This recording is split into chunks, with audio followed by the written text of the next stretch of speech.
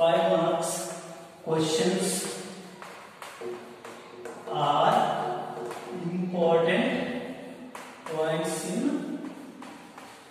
important points ಅಂತ ಕರಿತೀವಿ. Important points friends, 5 marks question ಗಳ ಕ್ಯಾಲ್ಕುಲೇಷನ್ ಹೌದು, ಹೋಲ್ಡಿಂಗ್ ಕಂಪನಿ ಕ್ಯಾಲ್ಕುಲೇಷನ್ ಮಾಡಬೇಕಾದಂತಹ ಮುಖ್ಯವಾದ ಇಂಪಾರ್ಟೆಂಟ್ ಪಾಯಿಂಟ್ಸ್ ಹೌದು. ಅಂದ್ರೆ ನಾವು ಹೋಲ್ಡಿಂಗ್ ಕಂಪನಿಯ ಅಕೌಂಟ್ಸ್ ಗಳನ್ನ ಕ್ಯಾಲ್ಕುಲೇಟ್ ಮಾಡಬೇಕಾದ್ರೆ ಮುಖ್ಯವಾಗಿ ನಾವು ಏನ್ ಮಾಡಬೇಕಾಗುತ್ತೆ ಅಂತಂದ್ರೆ ಈ 5 ಪಾಯಿಂಟ್ಸ್ ಗಳನ್ನ ಫಾಲೋ ಮಾಡಬೇಕಾಗುತ್ತೆ. ಓಕೆ, ಯಾವ ಪಾಯಿಂಟ್ಗಳು ಅಂತಂದ್ರೆ ಒಂದು ಇಂಪಾರ್ಟೆಂಟ್ ಪಾಯಿಂಟ್ಸ್ ಯಾವುವು ಅಂದ್ರೆ ಇಂಪಾರ್ಟೆಂಟ್ ಪಾಯಿಂಟ್ಸ್ ಯಾವುವು ಅಂದಾಗ ಫಸ್ಟ್ ನಾವು ಕ್ಯಾಲ್ಕುಲೇಷನ್ ಮಾಡಬೇಕಾದ್ರೆ majority interest and minority interest ಅನ್ನ ಕಂಡುಹಿಡಿಯಬೇಕಾಗುತ್ತೆ. ಮೆಜಾರಿಟಿ ಅಂಡ್ ಮೈನಾರಿಟಿ ಇಂಟ್ರೆಸ್ಟ್ ಅನ್ನ ಕಂಡುಹಿಡಿಯಬೇಕಾಗುತ್ತೆ.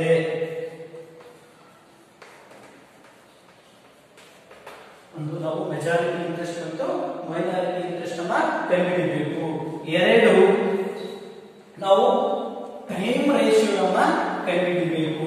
ಇದಕ್ಕೆ ಇನ್ನೊಂದು ಹೆಸರು ಏನಂತೀವಿ ಅಂದ್ರೆ ಪೀರಿಯಡ್ ರೇಷಿಯೋ ಅಂತ ಹೇಳಿ ಕರಿತೀವಿ. ಪೀರಿಯಡ್ ರೇಷಿಯೋನ ಕಂಡುಹಿಡಿಯಬೇಕಾಗುತ್ತೆ. ಅದೇ ರೀತಿ ನಾವು ಪ್ರಾಬ್ಲಮ್ಸ್ ಮಾಡಬೇಕಾದ್ರೆ ಫಸ್ಟ್ ಮೆಜಾರಿಟಿ ಇಂಟ್ರೆಸ್ಟ್, ಎರಡು ಟೈಮ್ ರೇಷಿಯೋ ಪೀರಿಯಡ್ ರೇಷಿಯೋ, ಮೂರು pre acquisition reserve, pre acquisition reserve, pre acquisition reserve and post acquisition reserve ಅನ್ನ ಕಂಡುಹಿಡಿಯಬೇಕಾಗುತ್ತೆ. ಪೋಸ್ಟ್ ಅಕ್ವಿಜಿಷನ್ ರಿಸರ್ವ್ ಅನ್ನ ಕಂಡುಹಿಡಿಯಬೇಕು ಅಥವಾ ಕ್ಯಾಲ್ಕುಲೇಷನ್ ಮಾಡಬೇಕು. ಪ್ರೀ ಅಕ್ವಿಜಿಷನ್ ರಿಸರ್ವ್ ಅಂದ್ರೆ ಕಂಪನಿಯನ್ನ ನಾವು ಖರೀದಿ ಮಾಡೋಕ್ಕಿಂತ ಮೊದಲು ಅಥವಾ ಕಂಪನಿಯಲ್ಲಿ ನಾವು ಶೇರ್ಗಳನ್ನ ಖರೀದಿ ಮಾಡೋಕ್ಕಿಂತ ಮೊದಲು, ನಾವು ಕಂಪನಿಯನ್ನ ಇನ್ವೆಸ್ಟ್ಮೆಂಟ್ ಮಾಡೋಕ್ಕಿಂತ ಮೊದಲು ರಿಸರ್ವ್ ಎಷ್ಟಿರುತ್ತಲ್ಲ ಅದಕ್ಕೆ ನಾವು ಹೇಳ್ತೀವಿ ಪ್ರೀ ಅಕ್ವಿಜಿಷನ್ ರಿಸರ್ವ್ ಎಷ್ಟಿದೆ ಅಂತ ನೋಡಬೇಕು. ಕಂಪನಿಯನ್ನ ನಾವು ಇನ್ವೆಸ್ಟ್ಮೆಂಟ್ ಮಾಡಿ, ಕಂಪನಿಯಲ್ಲಿ ನಾವು ಇನ್ವೆಸ್ಟ್ಮೆಂಟ್ ಮಾಡಿದ್ಮೇಲೆ ಅಂದ್ರೆ ಸಬ್ಸಿಡರಿ ಕಂಪನಿಯಲ್ಲಿ ನಾವು ಓನ್ಲಿ ನಮ್ಮ ಡಾಟಾ ಏನಿರುತ್ತಂದ್ರೆ ನಮ್ಮ ಡಾಟಾ ಫೋಕಸ್ ಏನಿರುತ್ತಂದ್ರೆ ಸಬ್ಸಿಡರಿ ಕಂಪನಿ ಆಗಿರುತ್ತಾ, ನಾವು ಸಬ್ಸಿಡರಿ ಕಂಪನಿಯಲ್ಲಿ ಇನ್ವೆಸ್ಟ್ಮೆಂಟ್ ಮಾಡಿದ ಮೇಲೆ ಏನಾಗುತ್ತೆ ರಿಸರ್ವ್, ಅದು ಪೋಸ್ಟ್ ಅಕ್ವಿಜಿಷನ್ ರಿಸರ್ವ್ ಆಗಿರುತ್ತೆ. ಇನ್ವೆಸ್ಟ್ ಮಾಡೋಕ್ಕಿಂತ ಮೊದಲೇ ರಿಸರ್ವ್ ಅನ್ನ ಕಂಡುಹಿಡಿಯಬೇಕು, ಇನ್ವೆಸ್ಟ್ ಮಾಡಿದ ನಂತರ ರಿಸರ್ವ್ ಅನ್ನ ಕಂಡುಹಿಡಿಯಬೇಕು. ರಿಸರ್ವ್ ಅಂತಂದ್ರೆ ಕಾಯಿತ ನಿಧಿಗಳನ್ನ ಕಂಡುಹಿಡಿಯಬೇಕು. ನಾಲ್ಕನೇದು ಪ್ರೀ ಅಕ್ವಿಜಿಷನ್ ಪ್ರಾಫಿಟ್ ಅನ್ನ ಕಂಡುಹಿಡಿಯೋದು. Pre acquisition profit and post acquisition profit ಅನ್ನ ಕಂಡುಹಿಡಿಯಬೇಕು. ಪ್ರಾಫಿಟ್ ಅನ್ನ ಕಂಡುಹಿಡಿಯಬೇಕು. ನಾವು ಏನ್ ಮಾಡಬೇಕು ಅಂತಂದ್ರೆ ಈ ಪ್ರಾಬ್ಲಮ್ ಅಲ್ಲಿ pre acquisition profit, post acquisition profit ಅನ್ನ ಕಂಡುಹಿಡಿಯಬೇಕು. ಪ್ರೀ ಅಕ್ವಿಜಿಷನ್ ಪ್ರಾಫಿಟ್ ಅಂತಂದ್ರೆ ನಾವು ಇನ್ವೆಸ್ಟ್ಮೆಂಟ್ ಮಾಡೋಕ್ಕಿಂತ ಮೊದಲು ಸಬ್ಸಿಡರಿ ಕಂಪನಿಯಲ್ಲಿರುವಂತಹ profit pre acquisition profit, investment ಮಾಡಿದ ಮೇಲೆ ಅಥವಾ ಖರೀದಿ ಮಾಡಿದ ಮೇಲೆ ಅಲ್ಲಿ ಬರುವಂತಹ ಪ್ರಾಫಿಟ್ ಪೋಸ್ಟ್ ಅಕ್ವಿಜಿಷನ್ ಪ್ರಾಫಿಟ್, ಇದನ್ನು ಕಂಡುಹಿಡಿಯಬೇಕು. ನೆಕ್ಸ್ಟ್ 5ನೇ ಪಾಯಿಂಟ್ ನಾವು chart of majority and minority interest ಅನ್ನು ಹಾಕಬೇಕು. Chart of majority and minority interest ಹಾಕಬೇಕು. ಮೈನಾರಿಟಿ ಇಂಟ್ರೆಸ್ಟ್ ಹಾಕಬೇಕು ಅಂದ್ರೆ ಈ ಚಾರ್ಟ್ ನಲ್ಲಿ ನಾವು ಮೆಜಾರಿಟಿ ಶೇರ್ ಯಾರಿದ್ದಾವ, ಮೈನಾರಿಟಿ ಶೇರ್ ಯಾರಿದ್ದಾವ, ಈ ಚಾರ್ಟ್ ನಲ್ಲಿ ನಾವು ಮೆಜಾರಿಟಿ, ಈ ಚಾರ್ಟ್ ನಲ್ಲಿ ಮೆಜಾರಿಟಿ ಪ್ರಾಫಿಟ್ ಯಾರಿದೆ, ಮೈನಾರಿಟಿ ಪ್ರಾಫಿಟ್ ಯಾರಿದೆ ಅಂತ ಚಾರ್ಟ್ ಗಳ ಮೂಲಕ ಕಂಡುಹಿಡಿಯಬೇಕು. ಅದೇ ರೀತಿ 6th ಒನ್ ನಾವಿಲ್ಲಿ ಗುಡ್ ವಿಲ್ ಕಂಡುಹಿಡಿಯಬೇಕು ಅಥವಾ ರಿಸರ್ವ್ ಅನ್ನ, ಕ್ಯಾಪಿಟಲ್ ರಿಸರ್ವ್ ಅನ್ನ ಕಂಡುಹಿಡಿಯಬೇಕು. ಕ್ಯಾಪಿಟಲ್ ರಿಸರ್ವ್ ಅನ್ನ ಕಂಡುಹಿಡಿಯಬೇಕು. ಮತ್ತೆ ನಾವೇನು ಮಾಡಬೇಕು, ಇಲ್ಲಿ 7th ಒನ್ ಏನು ಮಾಡಬೇಕು ಅಂದ್ರೆ ಇಲ್ಲಿ ನಾವು ಅನ್ರಿಯಲೈಸ್ಡ್ ಪ್ರಾಫಿಟ್ ಅನ್ನ ಟ್ರೀಟ್ಮೆಂಟ್ ಮಾಡೋದಿರುತ್ತಾ. Unrealised profit treatment, unrealised profit treatment ಯಾವ ರೀತಿ ಮಾಡಬೇಕು ಅಂತ ಹೇಳ್ಬಿಟ್ಟು ನೋಡಬೇಕು. ಚಾಪ್ಟರ್ ನಲ್ಲಿ. ಇಷ್ಟು ನಾವು ಮುಖ್ಯವಾಗಿ ಮಾಡಬೇಕಾದಂತ ಕ್ಯಾಲ್ಕುಲೇಷನ್ಸ್. ಇನ್ನೊಂದಿದೆ ಇಂಟರ್ ಕಂಪನಿ ಅಡ್ಜಸ್ಟ್ಮೆಂಟ್ಸ್ ಅಂತ ಹೇಳ್ಬಿಟ್ಟು, ಇಂಟರ್ ಕಂಪನಿ ಅಡ್ಜಸ್ಟ್ಮೆಂಟ್ಸ್ ಅಂತ ಹೇಳ್ಬಿಟ್ಟು ಬರುತ್ತೆ. ಇಷ್ಟೆಲ್ಲ ಕ್ಯಾಲ್ಕುಲೇಷನ್ಸ್ ಗಳನ್ನ ನಾವು ಮಾಡಬೇಕು.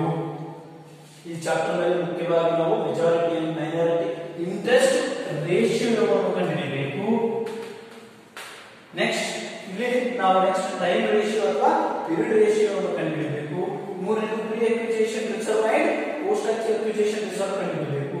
ನಾಲ್ಕನೇದು pre acquisition profit and post acquisition profit ಅನ್ನು ಕಂಡುಹಿಡಿಯಬೇಕು. ಐದನೇದು chart of majority and minority interest ಅನ್ನು ಕಂಡುಹಿಡಿಯಬೇಕು. ಆರನೇದು goodwill or capital reserve ಅನ್ನು ಕಂಡುಹಿಡಿಯಬೇಕು. ಏಳನೇದು ಅನ್ರಿಯಲೈಸ್ಡ್ ಪ್ರಾಫಿಟ್ ಅನ್ನು ಕಂಡುಹಿಡಿಯಬೇಕು. 8 ಇಂಟರ್ ಕಂಪನಿ ಅಡ್ಜಸ್ಟ್ಮೆಂಟ್ ಅನ್ನು ತಿಳ್ಕೊಂಡ್ರೆ ನೀವು ಈಸಿಯಾಗಿ 15 ಮಾರ್ಕ್ಸ್ ಪ್ರಾಬ್ಲಮ್ ಅನ್ನ ಅಟೆಂಡ್ ಮಾಡಬಹುದು ಮತ್ತು ಅಥವಾ ಈಸಿಯಾಗಿ ಈ ಚಾಪ್ಟರ್ ಟೋಟಲ್ ಆಗಿ ನಾವು ಅರ್ಥ ಮಾಡ್ಕೊಳ್ಬಹುದು. ಫ್ರೆಂಡ್ಸ್, ಇಲ್ಲಿ 5 ಮಾರ್ಕ್ಸ್ ಗೆ ಮೆಜಾರಿಟಿ ಅಥವಾ ಮೈನಾರಿಟಿ ಇಂಟ್ರೆಸ್ಟ್ ಹೇಳ್ಬೋದು. ನಿಮಗೆ 5 ಮಾರ್ಕ್ಸ್ ಗೆ ಟೈಮ್ ರೇಷಿಯೋ ಅಥವಾ ಪೀರಿಯಡ್ ರೇಷಿಯೋ ಅಂತ ಹೇಳ್ಬೋದು. 5 ಮಾರ್ಕ್ಸ್ ಗೆ ಪ್ರೀ ಅಕ್ವಿಜಿಷನ್ ರಿಸರ್ವ್ ಅಥವಾ ಪ್ರಾಫಿಟ್ ಪೋಸ್ಟ್ ಅಕ್ವಿಜಿಷನ್ ರಿಸರ್ವ್ ಅಂತ ಹೇಳ್ಬೋದು. 5 ಮಾರ್ಕ್ಸ್ ಗೆ ಅಕ್ವಿಜಿಷನ್ ಪ್ರಾಫಿಟ್ ಅಥವಾ ಪೋಸ್ಟ್ ಅಕ್ವಿಜಿಷನ್ ಪ್ರಾಫಿಟ್ ಅನ್ನು ಕೇಳಬಹುದು, ಅಥವಾ ಚಾರ್ಟ್ ಅನ್ನು ಕೇಳಬಹುದು, ಅಥವಾ ಗುಡ್ ವಿಲ್ ಅನ್ನು ಕೇಳಬಹುದು. ಈ 5ರಲ್ಲಿ 6ರಲ್ಲಿ ಯಾವ್ದಾದ್ರು ಕೇಳಬಹುದು. ಆದ್ರೆ ಇಂಪಾರ್ಟೆಂಟ್ ಯಾವುದು ಅಂದ್ರೆ acquisition reserve and post acquisition reserve ಅನ್ನು ಕೇಳಬಹುದು, ಪ್ರೀ ಅಕ್ವಿಜಿಷನ್ ಪ್ರಾಫಿಟ್ ಅಥವಾ ಪೋಸ್ಟ್ ಅಕ್ವಿಜಿಷನ್ ಪ್ರಾಫಿಟ್ ಕೇಳಬಹುದು, ಅಥವಾ ಗುಡ್ ವಿಲ್ ಕ್ಯಾಲ್ಕುಲೇಷನ್ ಅಥವಾ ಕ್ಯಾಪಿಟಲ್ ರಿಸರ್ವ್ ಅನ್ನ ಕೇಳಬಹುದು. ನಾವು ಒಂದೊಂದಾಗಿ ಎಲ್ಲವನ್ನು 5 ಮಾರ್ಕ್ಸ್ ಸ್ಟಡಿ ಮಾಡಿಬಿಟ್ಟು ನೆಕ್ಸ್ಟ್ ನಾವು 15 ಮಾರ್ಕ್ಸ್ ಅನ್ನ ನೋಡೋಣ ಅಂತ. ಈಗ 5 ಮಾರ್ಕ್ಸ್ ನ ಕ್ವಶನ್ಸ್ ಅಂತ ಬಂದೆ.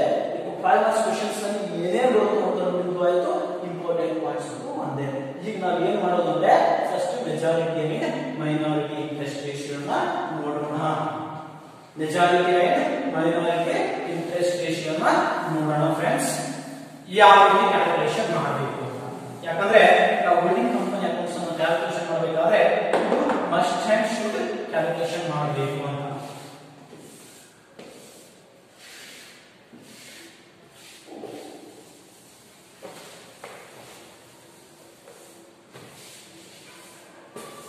ಈಗ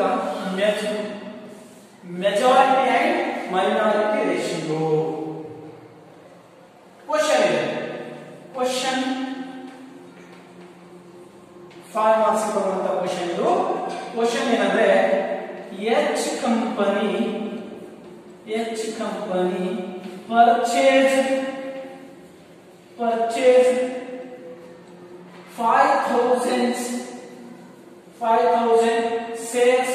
5,000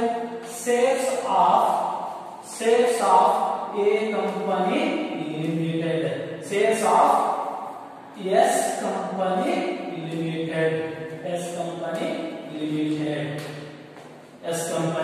limited. Bracket में S company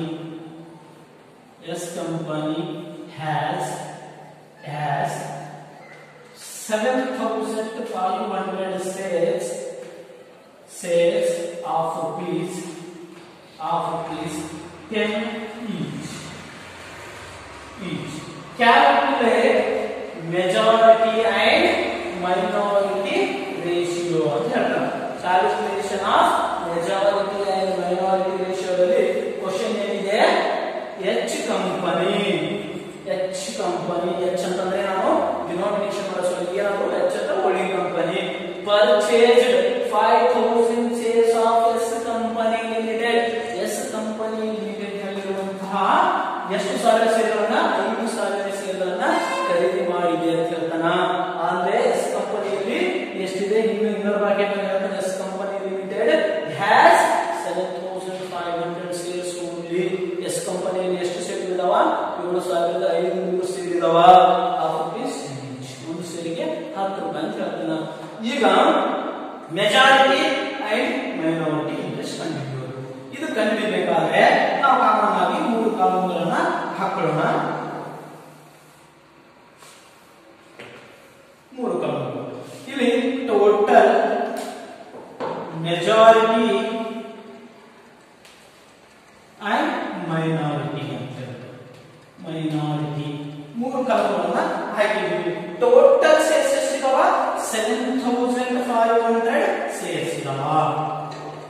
ಎಷ್ಟಿದಾವೆ 7500 ಶೇರ್ಸ್ ಇದಾವ. ಇದರಲ್ಲಿ ಎಚ್ ಕಂಪನಿ ಎಷ್ಟು ಶೇರ್ಗಳನ್ನು ಖರೀದಿ ಮಾಡಿತು 5000 ಶೇರ್ಸ್. ಎಚ್ ಕಂಪನಿ ಎಷ್ಟು ಖರೀದಿ ಮಾಡಿತು 5000 shares.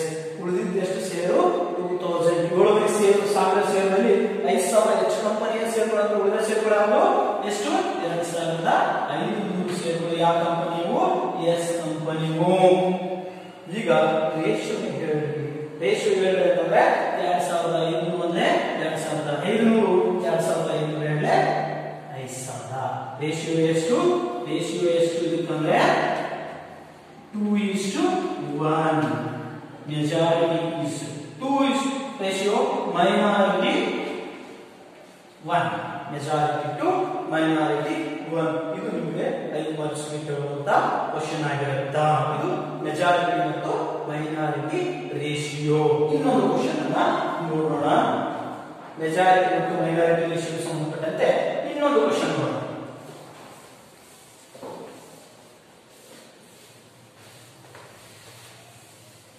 Say H company purchased 50,000 shares.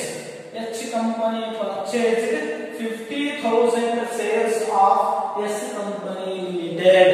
S company has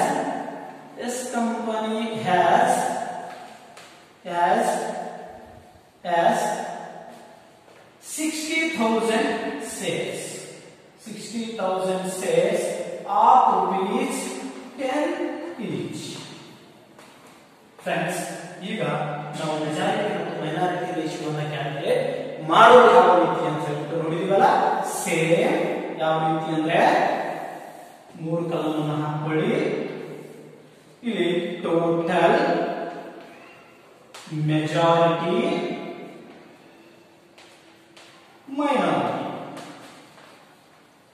minority okay. Total ಎಷ್ಟು ಸಾವಿರ ಸೇರ್ ಇದಾವೆ 60,000 ಸೇರ್ಸ್ ಇದಾವೆ. ಈ 60,000 ಸೇರ್ಸ್ ನಲ್ಲಿ ಎಚ್ ಕಂಪನಿ ಎಷ್ಟು ಶೇರ್ಗಳನ್ನು ಪರ್ಚೇಸ್ ಮಾಡಿದೆ 50,000 ಶೇರ್ಗಳನ್ನು ಪರ್ಚೇಸ್ ಮಾಡಿದೆ. ಉಳಿದಿದ್ದೆಷ್ಟು 10,000 ಶೇರ್ಸ್. ಅಂದ್ರೆ 10,005 ರೇಷಿಯೋ ಹೇಳ್ರಿ. ಮೆಜಾರಿಟಿ ಮತ್ತು ಮೈನಾರಿಟಿ ರೇಷಿಯೋ ಎಷ್ಟು ಅಂದ್ರೆ 5:1 ಅಂತ. Majority is 5, minority is 1. ಇದು 5 ಮಾರ್ಕ್ಸ್ ಬರುವಂತಹ ಪ್ರಾಬ್ಲಮ್. ಮೆಜಾರಿಟಿ ಮತ್ತು ಮೈನಾರಿಟಿ ರೇಷಿಯೋನ ಕಂಡುಹಿಡಿಯಿರಿ ಅಂದ್ರೆ 5:1 ಈ ತರ ಕಂಡುಹಿಡಿಯಬೇಕು. ಎರಡನೇ ಪಾಯಿಂಟ್ ಏನು ಟೈಮ್ ಅಥವಾ ಪೀರಿಯಡ್ ರೇಷಿಯೋ ಅಂತ ಹೇಳಿದೆ. ಟೈಮ್ ಅಥವಾ ಪೀರಿಯಡ್ ರೇಷಿಯೋ ಯಾವ ರೀತಿ ಕಂಡುಹಿಡಿಯಬೇಕು ಅಂತ ಹೇಳ್ಬಿಟ್ಟು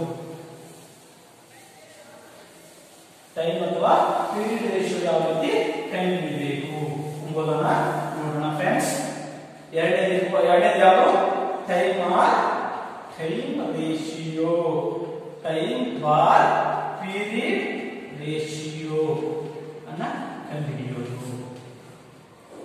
ಟೈಮ್ ಆರ್ ಪೀರಿಯಡ್ ರೇಷಿಯೋ ನಿಮ್ಮಿಂದ 5 ಮಾರ್ಕ್ಸ್ಗೆ ಕೇಳಬಹುದು. ಟೈಮ್ ಅಥವಾ ಪೀರಿಯಡ್ ರೇಷಿಯೋ ಇದಕ್ಕ ಕ್ವಶನ್ ನೋಡಿ. ಕ್ವಶನ್ ಕೇಳ್ತಾನೆ H company purchased H company purchased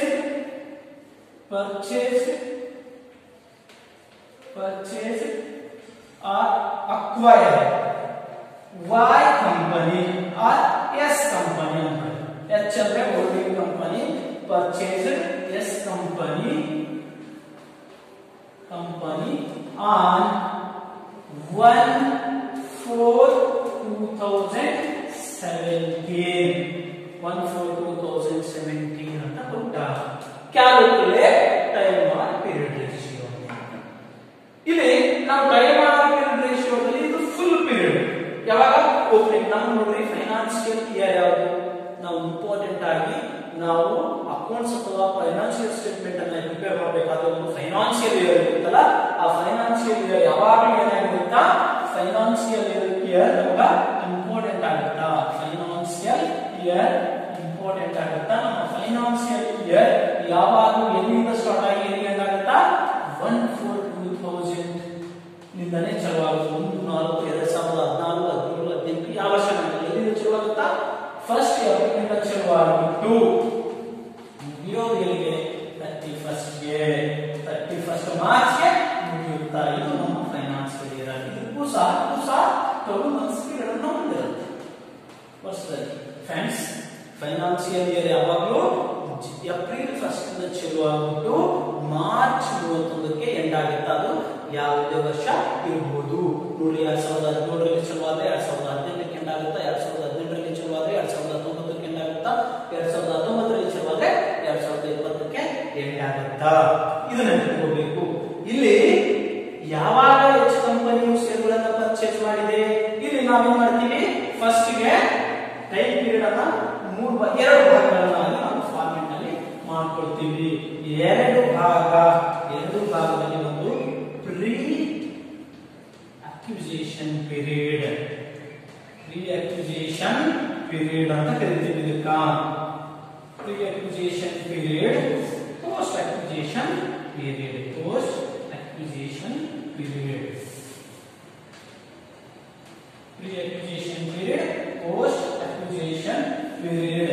ನೋಡ್ರಿ, ಕಂಪನಿಯನ್ನ ನಾವು ಎಚ್ ಕಂಪನಿಯವರು ಎಸ್ ಕಂಪನಿಯನ್ನ ಓಪನಿಂಗ್ ಡೇಟ್ ಗೆ ಖರೀದಿ ಮಾಡಿದ್ದಾರೆ. ನೋಡಿ, 1/4/2017ಕ್ಕೆ ಖರೀದಿ ಮಾಡಿರೋದ್ರಿಂದ ಇಲ್ಲಿ ಪ್ರೀ ಅಕ್ವಿಸಿಷನ್ ಪೀರಿಯಡ್ ಇರುವುದಿಲ್ಲ.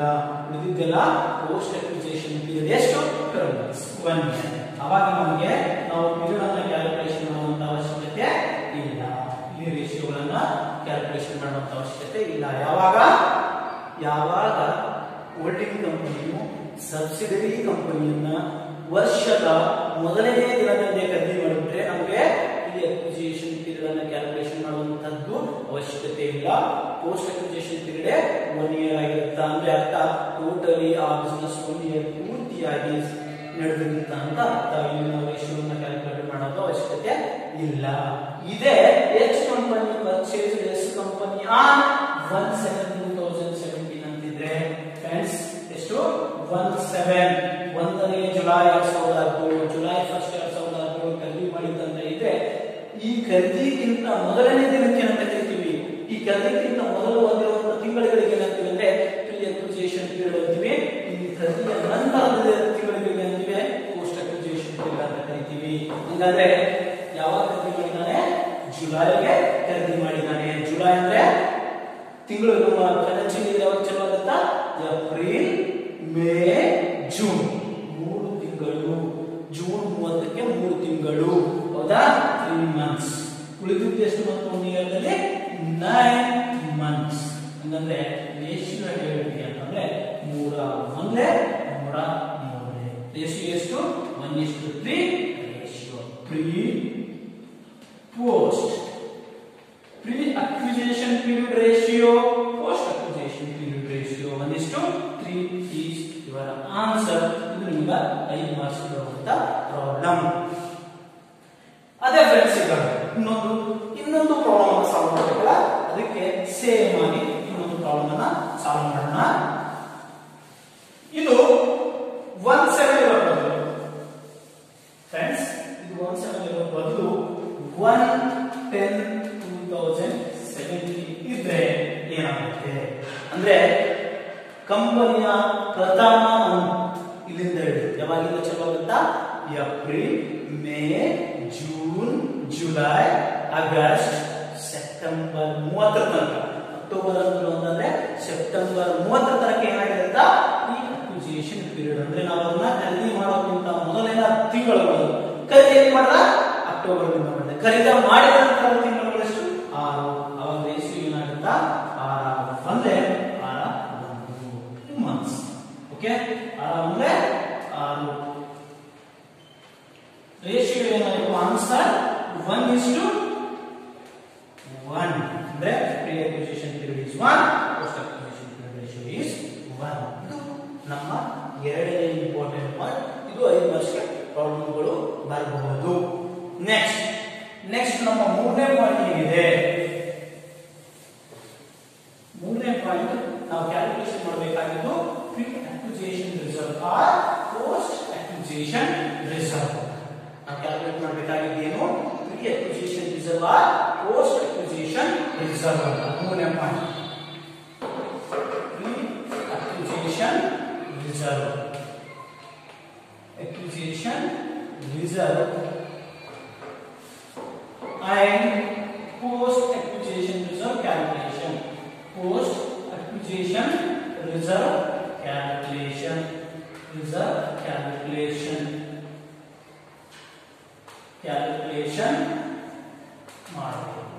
ಮಾಡಬೇಕು ಅಂದ ತಕ್ಷಣ ಈ ಕ್ಯಾಲ್ಕುಲೇಷನ್ ಮಾಡಬೇಕು ಅಂದ್ರೆ ಇಲ್ಲಿ ಒಂದು ಫಾರ್ಮ್ಯಾಟ್ ಇದೆ, ನಾವು ಈ ಫಾರ್ಮ್ಯಾಟ್ ಅನ್ನ ಫಾಲೋ ಮಾಡಬೇಕು.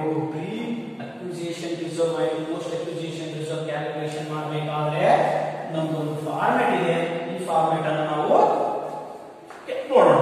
ಫಾರ್ಮ್ಯಾಟ್ ಏನಿದೆ? Calculation of pre acquisition reserve ಮತ್ತು ಪೋಸ್ಟ್ ಅಕ್ವಿಸಿಷನ್ ರಿಸರ್ವ್ ಫಾರ್ಮ್ಯಾಟ್ ಅನ್ನ ನೋಡೋಣ.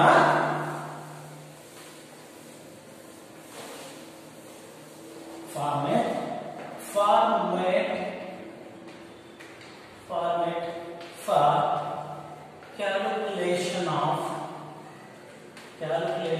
of pre-acquisition reserve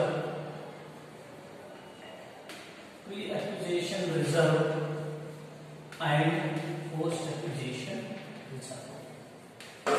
Post-acquisition reserve.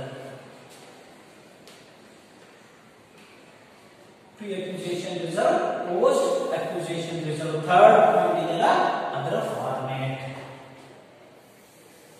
Friends, ಇದು particulars amount pre-acquisition profit ಮತ್ತು post-acquisition profit ಅನ್ನು ಕಂಡುಹಿಡಿಯಬೇಕಾದ್ರೆ, ರಿಸರ್ವ್ ಅನ್ನು ಕಂಡುಹಿಡಿಯಬೇಕಾದ್ರೆ ಫಸ್ಟ್ ಕ್ಲೋಸಿಂಗ್ ರಿಸರ್ವ್ ಫಾರ್ಮ್ಯಾಟ್ ಇದು. Closing reserve of the balance sheet. Subsidiary balance sheet ಅಲ್ಲಿ ಸಬ್ಸಿಡರಿ ಅಕೌಂಟ್, ಸಬ್ಸಿಡರಿ ಕಂಪನಿಯ ಕ್ಲೋಸಿಂಗ್ ರಿಸರ್ವ್ ಅನ್ನ ತೆಗೆದುಕೊಳ್ಳಬೇಕು. ಅದಕ್ಕೆ ಲೆಸ್ ಓಪನಿಂಗ್ ರಿಸರ್ವ್ ಮಾಡಬೇಕು. ಓಪನಿಂಗ್ ರಿಸರ್ವ್ ಲೆಸ್ ಮಾಡಬೇಕು. ಓಪನಿಂಗ್ ರಿಸರ್ವ್ ನ ಲೆಸ್ ಮಾಡಿದಾಗ ಬರುವಂತಹ ರಿಸರ್ವ್ ಏನಾಗಿರುತ್ತಾ, ರಿಸರ್ವ್ ಡ್ಯೂರಿಂಗ್ ದ ಇಯರ್ ಆಗಿರುತ್ತೆ, ಅಥವಾ reserve for the year. Reserve for the year ಬರುತ್ತಾ, ರಿಸರ್ವ್ ಫಾರ್ ದಿ ಇಯರ್ ಬರುತ್ತಾ. ಈಗ ನಾವು ಪ್ರೀ ಅಕ್ವಿಸಿಷನ್ ರಿಸರ್ವ್ ಅನ್ನ ಕ್ಯಾಲ್ಕುಲೇಷನ್ ಮಾಡೋದಕ್ಕೆ ಎ ಅಂತ ಕರಿತೀವಿ. ಈ ರಿಸರ್ವ್ ಫಾರ್ ದಿ ಇಯರ್ ಅಂತಂದ್ರೆ ಇಲ್ಲಿ ನಾವು ಪ್ರೀ ಅಕ್ವಿಸಿಷನ್ ರಿಸರ್ವ್ ಅನ್ನ ಕ್ಯಾಲ್ಕುಲೇಷನ್ ಮಾಡುವಂತ ಫಾರ್ಮ್ಯಾಟ್. ಪ್ರೀ ಅಕ್ವಿಸಿಷನ್ ರಿಸರ್ವ್ ಅನ್ನು ಕ್ಯಾಲ್ಕುಲೇಷನ್ ಮಾಡೋದಕ್ಕೆ ಬರುವಂತ ಫಾರ್ಮ್ಯಾಟ್. ಪ್ರೀ ಅಕ್ವಿಸಿಷನ್ ರಿಸರ್ವ್ ಅನ್ನು ಯಾವ ರೀತಿ ಕ್ಯಾಲ್ಕುಲೇಷನ್ ಮಾಡ್ತೀವಿ ಅನ್ನೋದಕ್ಕೆ ಫಾರ್ಮ್ಯಾಟ್ ಇದೆ. ಪ್ರೀ ಅಕ್ವಿಸಿಷನ್ ಮಾಡಬೇಕಾದ್ರೆ ನಾವು ಓಪನಿಂಗ್ ರಿಸರ್ವ್ ಅನ್ನ ತೆಗೆದುಕೊಳ್ಬೇಕು. ತೆಗೆದುಕೊಳ್ಬೇಕು ಫಸ್ಟ್ ಗೆ ಓಪನಿಂಗ್ ರಿಸರ್ವ್. ಈಗ ಹೇಗೆ ರಿಸರ್ವ್ ಓಪನಿಂಗ್ ರಿಸರ್ವ್ ತೆಗೆದುಕೊಂಡಿರ್ತೀಯಲ್ಲ ಅದನ್ನ ಇಲ್ಲಿ ತೆಗೆದುಕೊಳ್ಬೇಕು. ಅದಕ್ಕೆ ಏನ್ ಮಾಡ್ಬೇಕು ಅಂದ್ರೆ ರಿಸರ್ವ್ ಫಾರ್ ದಿ ಇಯರ್ ಏನ್ ಬಂದಿದೆ ನೋಡಿ, ಅದನ್ನ ಎರಡನೇ ಇರಬೇಕು. Reserve for the year into reserve for the year into pre-acquisition period ratio ಮಾಡಿದ್ರಲ್ಲ ಅದನ್ನು ಇಲ್ಲಿ ತಗೋಬೇಕು. pre-acquisition period ratio ಅನ್ನು ತೆಗೆದುಕೊಂಡ್ಬಿಟ್ರೆ ಅಮೌಂಟ್ ಏನು ಬರುತ್ತಾ, ಆ ಅಮೌಂಟ್ ಏನಾಗಿರುತ್ತಾ pre-acquisition reserve ಆಗಿರುತ್ತಾ. ಟೋಟಲ್ ಯಾವುದು ಮಾಡಿದೆ pre-acquisition reserve ಬರುತ್ತೆ. pre-acquisition reserve. Next B ನೀವು ಕಂಡುಹಿಡಿಯಬೇಕಾಗಿದ್ದು ಏನಂದ್ರೆ post acquisition reserve ಅನ್ನ ಕಂಡುಹಿಡಿಯಬೇಕು. post acquisition reserve ಅನ್ನ ಕಂಡುಹಿಡಿಯಬೇಕು. post acquisition reserve ಕಂಡುಹಿಡಿಯಬೇಕಾದ್ರೆ ಈಸಿ ಇದೆ. ಏನಂದ್ರೆ reserve for the year reserve for the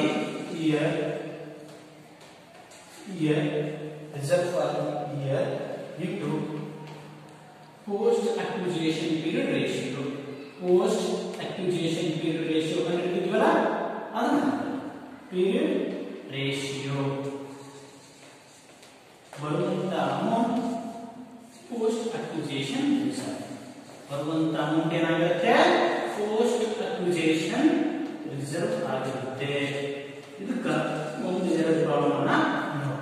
ಈ ಫಾರ್ಮ್ಯಾಟ್ ಅಲ್ಲಿ ಎರಡು ಪ್ರಾಬ್ಲಮ್ ಅನ್ನು ನೋಡಿ ಅಲ್ಲಿ ಕ್ಲಾಸ್ ಅನ್ನ ಮುಗಿಸೋಣ.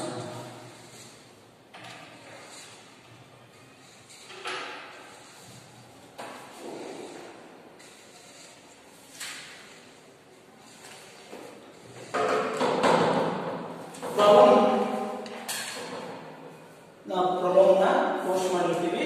ಆ ಪ್ರಾಬ್ಲಮ್ ಪ್ರಕಾರ ಪ್ರಾಬ್ಲಮ್ ನೋಡೋಣ ಅಂತ ಸೇಮ್ ಫಾರ್ಮೆಟ್ ಪಕ್ಕಕ್ಕಿದೆ. ಈ ಫಾರ್ಮೆಟ್ ಅನ್ನು ನಾವು ಫಾಲೋ ಮಾಡ್ತೀವಿ. ಈ ಫಾರ್ಮೆಟ್ ಅನ್ನು ಫಾಲೋ ಮಾಡ್ತಾ ಇದ್ದೀವಿ. ಸೇಮ್ ಇಲ್ಲಿ ಕ್ವಶನ್ ಇದೆ. ಕ್ವಶನ್ ಏನಂತ ಹೇಳ್ತಿದ್ದಾರೆ ಅಂದ್ರೆ, question from the following information calculate pre acquisition and post acquisition reserve ಅಂತ ಹೇಳ್ತಿದ್ದಾನೆ. From the following question calculate pre acquisition and post acquisition reserve and majority and minority ratio ಎರಡೂ calculate ಮಾಡಂತ ಹೇಳ್ತಿದ್ದಾನೆ. Majority ಮತ್ತು minority ratio ಮಾಡ್ರಿ, pre acquisition reserve post acquisition reserve ಎರಡೂ ಮಾಡಿ 5 marks question ಅನ್ನ ಕೊಟ್ಟಿದ್ದಾನೆ. ಕ್ವಶನ್ ನಾನು ಪೋಸ್ಟ್ ಮಾಡಿದ್ದೀನಿ. ಇದರಲ್ಲಿ ಫಸ್ಟ್ ನಾವು ಏನು ಮಾಡಬೇಕು, ಮೆಜಾರಿಟಿ ಮತ್ತು ಮೈನಾರಿಟಿ ರೇಷಿಯೋನ ಕಂಡುಹಿಡ್ಕೊಂಡ್ಬಿಟ್ಟು ಆಮೇಲೆ ನಾವು ಮಾಡಬೇಕು pre acquisition reserve post acquisition reserve ಅನ್ನ ಮಾಡ್ಕೊಳ್ಬೇಕಾಗುತ್ತೆ. ಓಕೆ, ಇಲ್ಲಿ ಕ್ವಶನ್ ಅಲ್ಲಿ ಹೇಳ್ತೀನಿ, ನಾವು ಕ್ಯಾಲ್ಕುಲೇಷನ್ ಮಾಡಬೇಕಾದ್ರೆ ಫಸ್ಟ್ ಗೆ ನಾವು ಏನು ಮಾಡಬೇಕು, ಅವನು ಏನು ಕೇಳಿದ ಅಂದ್ರೆ ಮೆಜಾರಿಟಿ ಮತ್ತು minority interest, pre acquisition period reserve and post acquisition period reserve ಅನ್ನ ಕೇಳಿರೋದ್ರಿಂದ ನಾವು ಅದನ್ನ ಕ್ಯಾಲ್ಕುಲೇಷನ್ ಮಾಡೋಣ.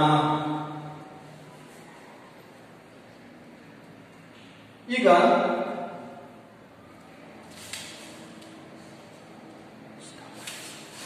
ಕ್ಯಾಲ್ಕುಲೇಷನ್ ಅಲ್ಲಿ ಫಸ್ಟ್ ಗೆ ಕ್ವಶನ್ ಏನ್ ಕೇಳಿದಾನೆ ಅಂತಂದ್ರೆ ರಿಸರ್ವ್ ಕೊಟ್ಟಿದ್ದಾನೆ.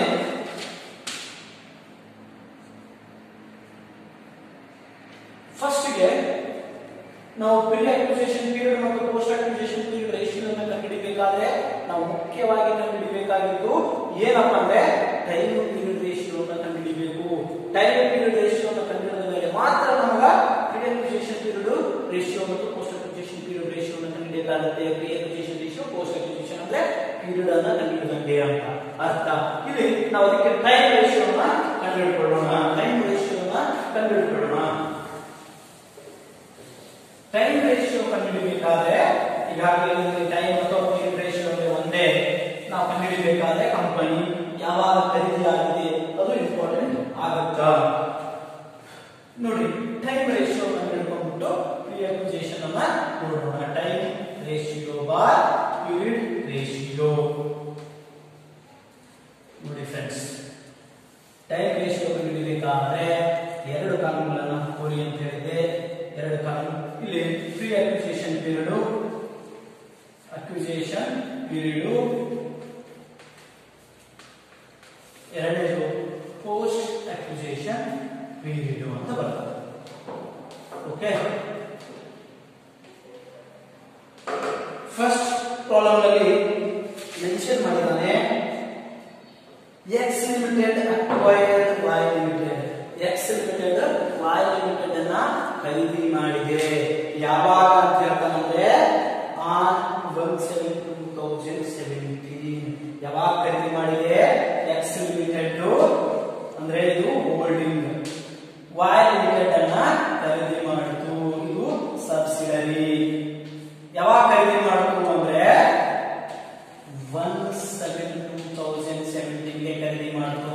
ಅಂದ್ರೆ ಇಯರ್ ಸ್ಟಾರ್ಟ್ ಆಗೋದು April, May, June, 3 months pre acquisition, ಉಳಿದಿದ್ದು 9 ಮಂತ್ಸ್ ಪೋಸ್ಟ್ ಅಕ್ವಿಸಿಷನ್. ರೇಷಿಯೋ 3 ಬಂದ್ರೆ 9.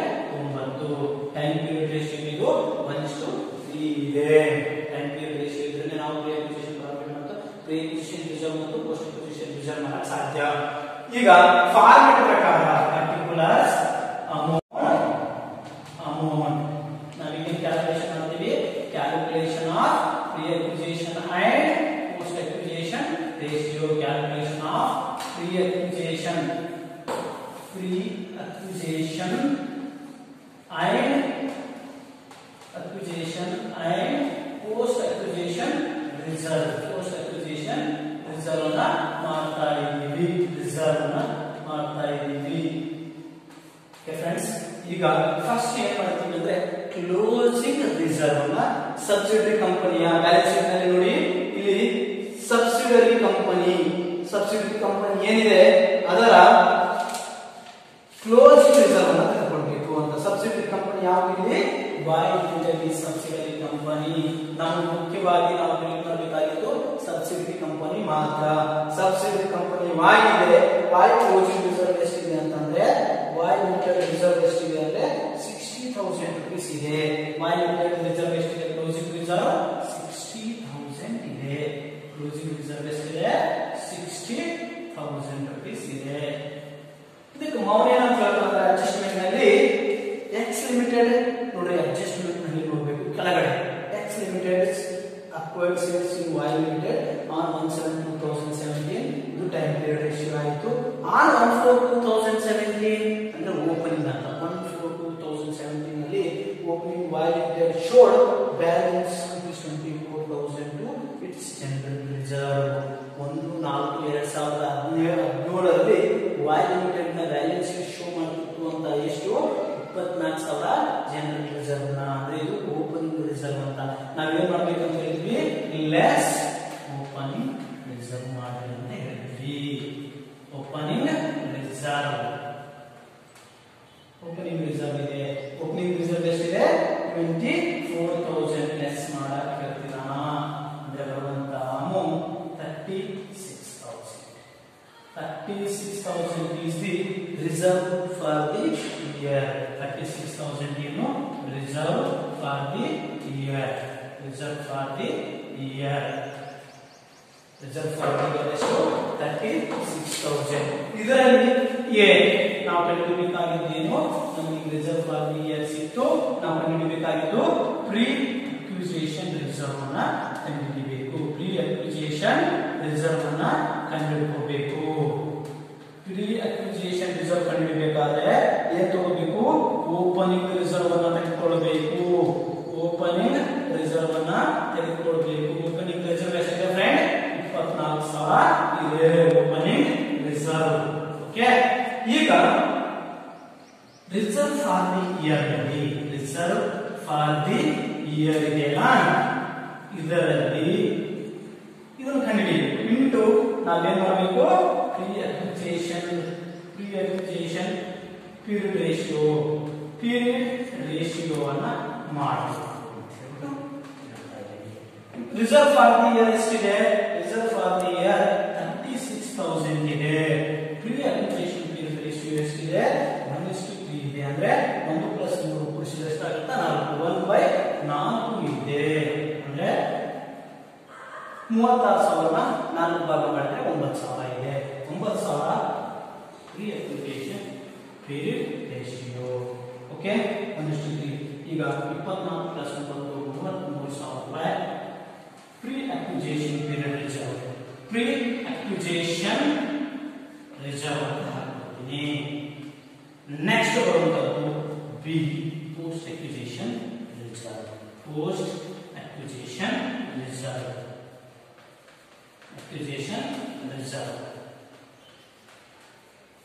ಪೋಸ್ಟ್ ಅಕ್ವಿಸಿಷನ್ ರಿಸರ್ವ್ ಕ್ಯಾಲ್ಕುಲೇಷನ್ ಮಾಡಬೇಕಾದ್ರೆ reserve for the year into post period ratio. Reserve for the year ಎಷ್ಟಿದೆ? Reserve for the year 36,000 ಇದೆ. ಇದಕ್ಕೆ into post period ratio. Post period ratio ಎಷ್ಟಿದೆ? Post acquisition period 3 + 1 4. 3/4 ಇದೆ. 36,000 3/4 ಅಂದ್ರೆ 97,000 post acquisition 27,000 post acquisition reserve. ಇದು ನಾವು ಮಾಡುವಂತ calculation friends. Thank you friends.